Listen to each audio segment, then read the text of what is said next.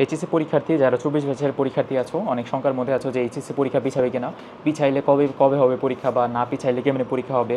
সিলেট এরিয়াতে বন্যা অথবা অন্যান্য এরিয়াতেও বন্যা চলতেছে, বাট সামনে শোনা যাচ্ছে যে 28 অথবা 29 তারিখের দিকে আবার অনেক ঝড়ো বৃষ্টিপাত হবে। এখন বৃষ্টিপাতের মধ্যে আসলে কিন্তু অনেক ঝামেলা একটা পরীক্ষা মেনটেন করা, বা টিচারদের ক্ষেত্রে যেরকম ঝামেলা টিচার এসে পরীক্ষা কন্ডাক্ট করা, তাছাড়া স্টুডেন্টদের জন্য আমাদের কিন্তু মোটামুটি অনেক ঝামেলা হয় যে পরীক্ষা, স্পেশালি তোমার বাসায় যদি অনেক দূর দূরান্তে হয়ে থাকে তোমার সেন্টার থেকে, তাহলে কিন্তু পরীক্ষা দেওয়াটা ঝামেলা হয়ে যায়।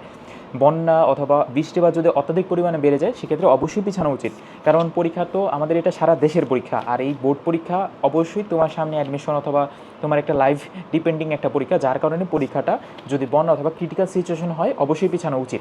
আর সেকেন্ড অফ অল, যদি না পিছায় তখন তার আমাদের ভাই বসে থাকা যাবে না, তখন তো বলা যাবে না যে বন্যা হয়েছে দেখে পরীক্ষা দিতে পারি নাই, ভালো হয় নাই। তোমাকে শেষমেশ দেখবা যে কয়েকদিন পরে সবাই ভুলেই গেছে যে বন্যা ছিল বা সেই ছিল, তুমি পরীক্ষা খারাপ করছো, এটা হচ্ছে আসল কথা।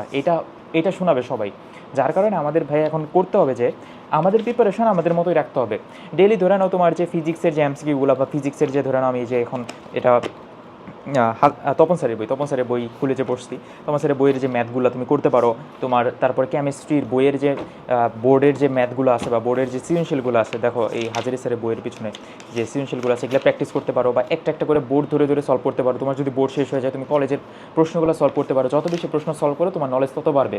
এখন তুমি এইভাবে প্রিপারেশন নিতে থাকো, পরীক্ষা হবে কখন হবে না হবে এটা নিয়ে চিন্তা করো না, এটা নিয়ে চিন্তা করলে দেখবে যে পড়াই হচ্ছে না, আলটিমেটলি তোমারই লস।